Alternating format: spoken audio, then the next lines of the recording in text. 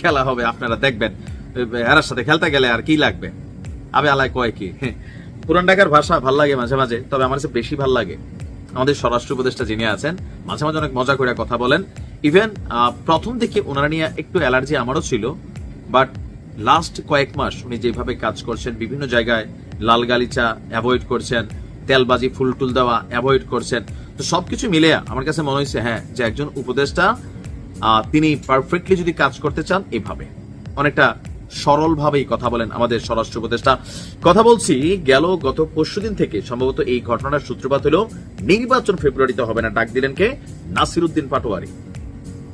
পাটোয়ারির এই ডাকের পরে জামাতের তো একটা অবস্থান আছেই, এর মাঝখানে গতকালকে এনসিপির যে বৈঠক হলো বা প্রোগ্রাম একটা দেখলাম আমরা, সেখানে আপনি হাসনাত আব্দুল্লাহর বক্তব্য দেখেন, আপনি কি বলা হয় যে হান্নান মাসুদের বক্তব্য দেখেন, আরো যারা আছে যারা বক্তব্য দিল, নাসিরউদ্দিন পাটোয়ারির বক্তব্য দেখেন, বিএনপি তারিখ যে একদম সমান করে ফেলছে। তো এই যে অবস্থা, নির্বাচন হতে দিবে না, যদি হয় গণ অধিকার পরিষদ নির্বাচন হবে। তো ডক্টর ইউনূসের সিদ্ধান্ত কি?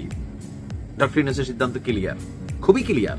ওনার যিনি প্রেস উইং আছেন মানে শফিক ভাই, তিনি তো একটা বার্তা দিচ্ছেন যে এই দেশে এই মুহূর্তে কোন শক্তি নেই নির্বাচন ঠেকায়, প্রধান উপদেষ্টা যা বলছে তাই হবে। এখন এনসিপি তো বলতেছে নির্বাচন হতে দিবে না, তারা এমনি এমনি হইলে তারা হইতে দিবে। এখন এটা তো সরকার করবে না, নতুন সংবিধানে যাবে না। এখন তাহলে কি নির্বাচন হবে না? না, আমাদের স্বরাষ্ট্র উপদেষ্টা জাহাঙ্গীর আলম চৌধুরী, আরে চৌধুরী সাহেব, হ্যাঁ খেয়াল আছে বাংলা সিনেমার সেই চৌধুরী ডায়লগটা, যাই হোক।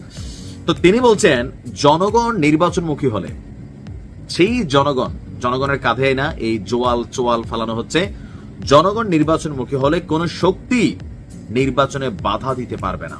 এখন জনগণ বলতে কোন জনগণ? আমার এই প্রশ্নটার উত্তর আমি কোন জায়গা থেকে পাই না, আপনাদের কাছে আসেনি।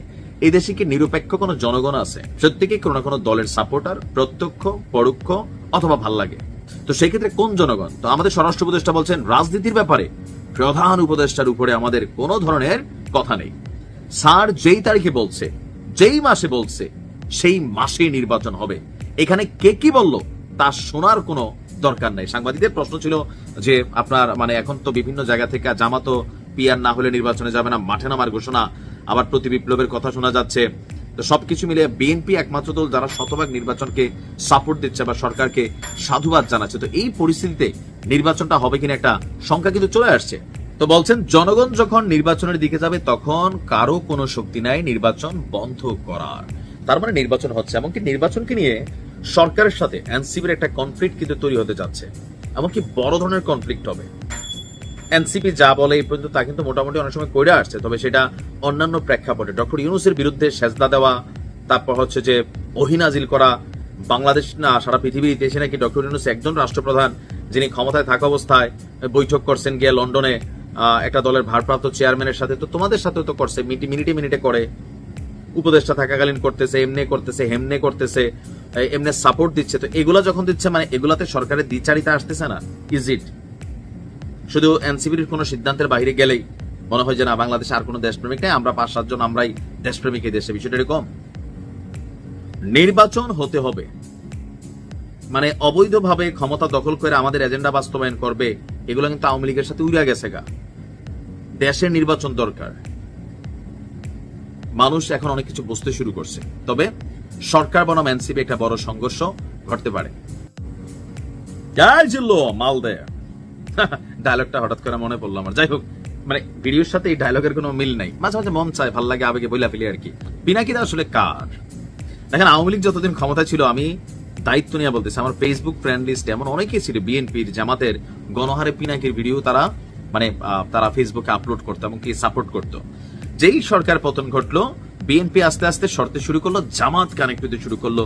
কিন্তু এই জামাতের নেতাদের ফাঁসি দেওয়ার যে স্টোরি, সেই স্টোরির যারা মূল আয়োজক, সেই গণজাগরণ মঞ্চ, এদের মধ্যে কিন্তু মূল খেলোয়াড় একজন পিনাকিদা। যদিও তিনি এটা নিয়ে এরকম ভালোবাসা পরবর্তী সময় জামাতকে দিচ্ছেন, এটার জন্য সরিও বলছেন বা এটার জন্য তিনি অনুশোচনাতে আছেন, এরকম কিন্তু আছে, এটা আপনাদের খেয়াল থাকার কথা।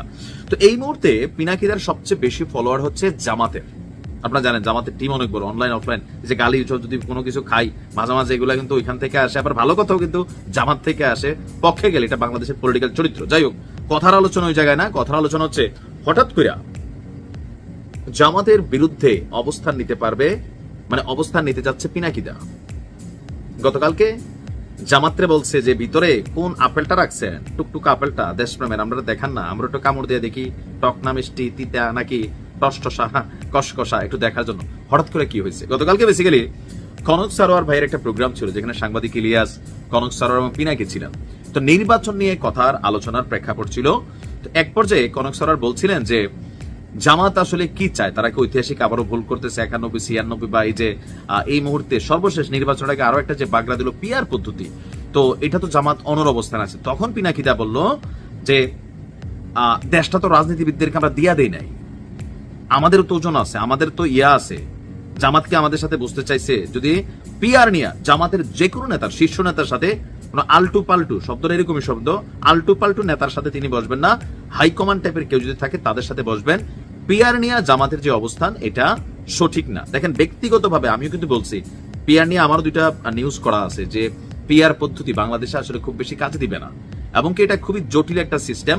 আবার এটা এমন না যে ইন্টারন্যাশনাল কোনো একটা ক্রাইটেরিয়া ফলো করে, তো এটা কমপ্লেক্স। তো পিনাকি ওইটাই বলছিলেন দাদা যে এটা কমপ্লেক্স সিস্টেম। এখন জামাত যদি নির্বাচন এখন এরকম ঘাড় তেরামি করে একরকম অবস্থান নেয় জামাতের বিরুদ্ধে, তিনি কিন্তু শক্ত হইয়া মাঠে নামবেন। এই কমেন্টের পরে অনেকে আবার দেখলাম যে না দাদা থাক, আবার জামাতের নিয়ে নাকি তিনি একটা কোন এপিসোড করে রাখছেন, এটা তিনি এখনো প্রকাশ করতেছেন না। এটাতে জামাতের অনেক নেতারা হয়তো ওনার বিরুদ্ধে খেপা যাবেন। এখন পিনাকিদা আসলে কার, তিনি কিন্তু বারবারই বলেন আমি 63% জনগণের, আমরা কোনো রাজনৈতিক দলের এজেন্ট না।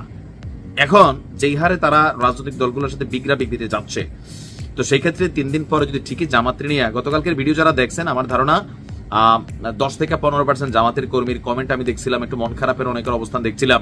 আবার অনেকে ভাবতেছেন না দাদা দিন শেষে আপনি অবশ্যই ভুল বুঝবেন না, আমরা এটা ঠিক করে নেব, বা পিআর এর পক্ষে একটা ভিডিও বানান। তো এরকম নানান বক্তব্য আমরা সেই কমেন্টগুলোর মধ্যে দেখছি। এখন জামাতের সাথে নির্বাচনের আগে জামাত যদি পিআর থেকে সরে না আসে, তাহলে এবার জামাতরে ধরবে কিন্তু পিনাকিদা। স্পষ্ট বলে দিছে, প্রায় 1.5 ঘন্টার উপর একটা কনভারসেশন টক শো, যেখানে শুরুর 15-20 মিনিটই জামাতের বিপরীতে কিন্তু অবস্থান ছিল, বা জামাতের যে সিদ্ধান্তগুলো এগুলো যে ভুল হচ্ছে এটাই কিন্তু আলোচনার একটা ইস্যু ছিল। এবং পিনাকিদা বলছেন কাউরে ছাড়বেন না, যাদের চিন্তা ভাবনা মনে হবে যে তারা দেশের মালিক, রাজনীতিবিদরা দেশের মালিক না, দেশের মালিক জনগণ, তাদেরও একটা ওজন আছে। আর তারা যদি মনে করে যে তাদের ওজন নাই, তো পিনাকি ইলিয়াস, কনক সারোয়ার দিকে ডাক দিলে তারাও দেখাইতে পারবে কতটুকু ওজন আছে। এখন সর্বশেষ যে পার্টিটা অন্তত পিনাকিদারে খুব সাপোর্ট করে, এটা হচ্ছে জামাত ইসলাম।